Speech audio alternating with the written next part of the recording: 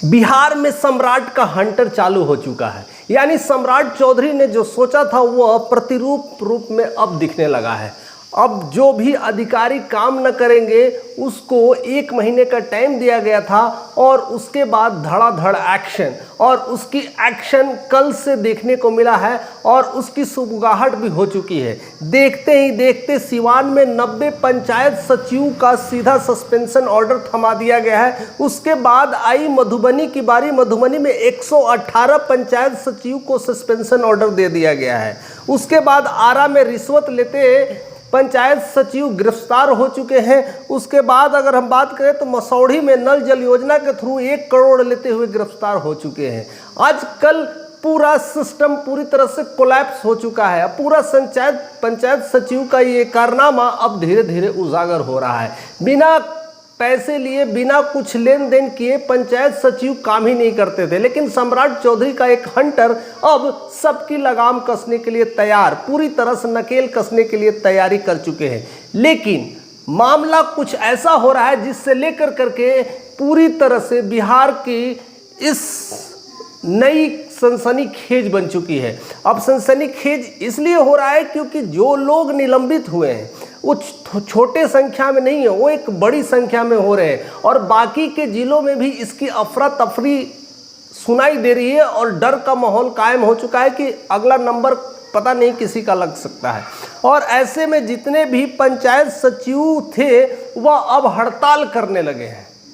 हड़ताल करने से देखिए अब क्या होगा। हड़ताल करने से जितने भी जो काम थे, यानी वंशावली बनाना, जन्म प्रमाण पत्र बनाना, पेंशन का काम है, वृद्धा पेंशन का काम है, इवन जनगणना का काम है, ऐसे छोटे मोटे जितने भी काम थे वह काम ठप हो चुका है।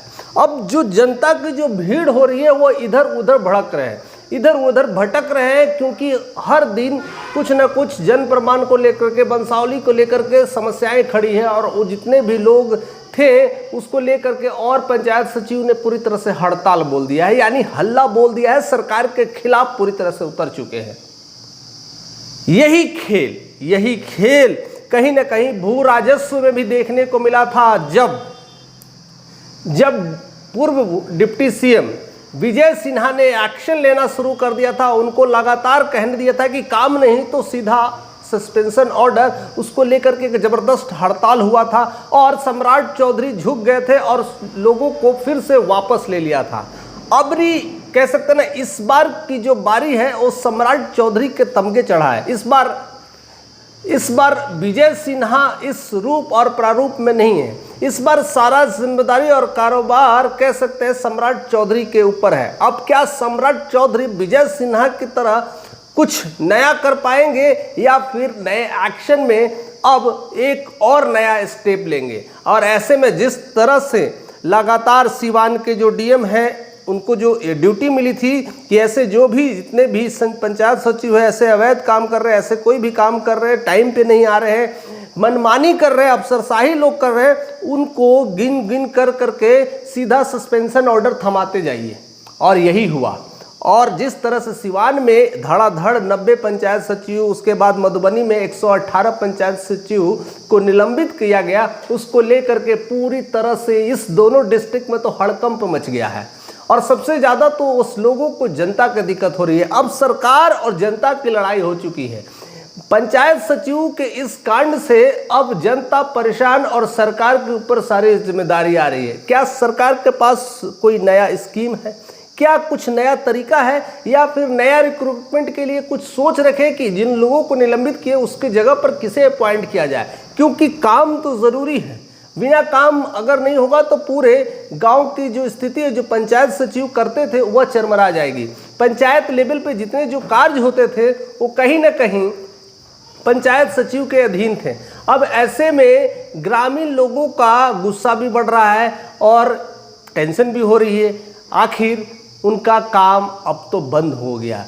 भला ही ईमानदारी से नहीं घूस से लेते थे, काम तो हो जाता था, बट अब वो भी बंद हो गया।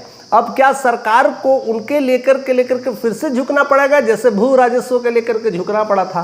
क्या उनके वापस लेने के, हड़ताल वापस लेने के लिए उन्हें फिर से अपॉइंटमेंट किया जाएगा? अगर ऐसे अपॉइंटमेंट किया जाएगा तो क्या वो लोग सुधर पाएंगे? जिसके लेकर के सरकार ने पूरी तरह से ये कड़े नियम लगाए थे।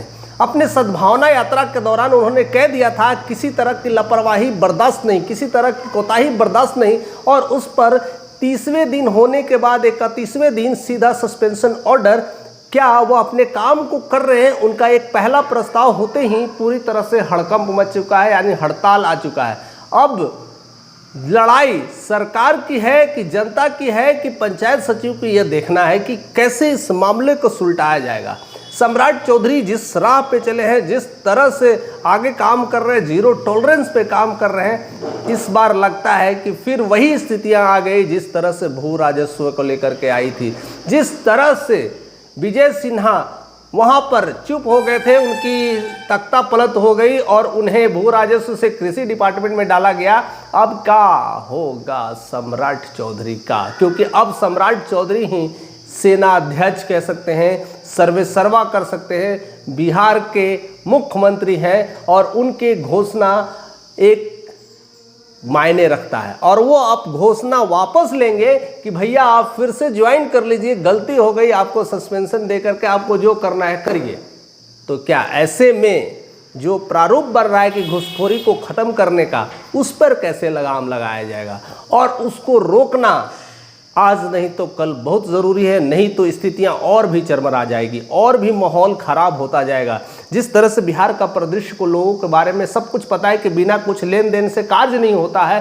हर पंचायत में कहीं जगह जाइए, कोई भी काम हो उसका होता ही नहीं है जब तक कि आप कुछ लेन देन नहीं करते हैं। दूसरी बात है कि अगर गरीब परिवार को हो, नीचे तबके के लोग हैं, उसकी तो खैर अफसर बात ही नहीं सुनते हैं।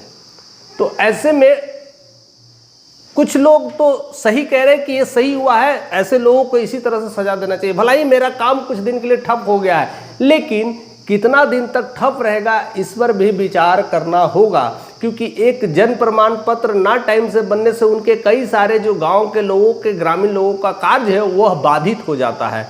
ऐसे में उनका सारा पंजीकरण, टीकाकरण, सब व्यवस्थाएं ठप पड़ जाती है।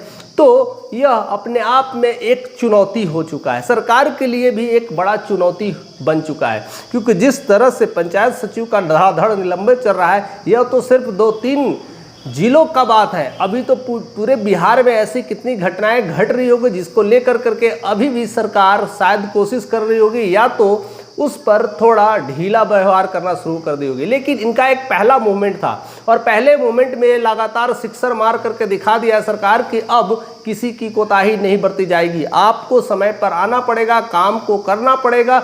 जो काम फाइल पेंडिंग में फंसा हुआ है उसको 30 दिन के अंदर पूरी तरह से क्लियर करना पड़ेगा। कोई भी कारण हो, छुट्टी हो, उसको पहले क्लियर करके बताना पड़ेगा कहाँ जा रहे हैं, कहाँ नहीं जा रहे हैं। अगर वो काम नहीं हुआ तो किसी को अपॉइंट करके वो काम पूरा करना है, नहीं तो 31वें दिन आपको एक नया पत्र मिलेगा जिससे आपको केवल घर पे रह करके आराम करना पड़ेगा। तो ऐसे में जिस तरह से सम्राट चौधरी ये काम कर रहे हैं, अब कितना रंग लाएगा, क्या बिहार में इस तरह के परिवर्तन होना जरूरी है कि नहीं, ये अभी इस बात के लेकर के भी हमें सोचने की ज़रूरत है। क्योंकि अब परिवर्तन की लहर आ चुकी है। अगर आज नहीं तो फिर कभी नहीं तो वही हो जाएगा कि फिर कांग्रेस पार्टी फिर बिहार में इंटर करेगी और कहेगी सम्राट चौधरी को खा जाओ या तो हटा दो, नहीं तो ये काम का नहीं है। और ऐसे में पूरी तरह से सम्राट चौधरी सतर्क होंगे और समझ भी रहे होंगे कि जिस तरह से कांग्रेस पार्टी हमला कर रहे हैं, जिस तरह से लगातार मुद्दों को उठा रहे हैं, अगर हम अपने बिहार राज्य को अपने ही कामों के लेकर के ना पहचाने जाए, ना जाने जाए, अपने लॉ एंड ऑर्डर को ना ठीक करें, तो हम किस काम के हैं। और शायद बीजेपी की सोच यही रही होगी कि बिहार में ब्रांड नेता की ज़रूरत है और ब्रांडिंग में अभी सम्राट चौधरी आगे निकल रहे हैं। जिस तरह से वो धड़ाधड़ एक्शन ले रहे हैं, काम कर रहे हैं, लेकिन जनता अब परेशान हो चुकी है क्योंकि उनके काम रुक चुके हैं। क्योंकि पंचायत सचिव हड़ताल पे चले गए। भू राजस्व की तरह जिस तरह से भू राजस्व का काम रुका था, अब सीधा पंचायत का काम रुक चुका है, जन प्रमाण पत्र का काम रुक चुका है, पेंशन का काम रुक चुका है, और भी ऐसे छोटे मोटे जो कार्य है जो पंचायती अधीन होता है वो सब काम रुक चुके हैं।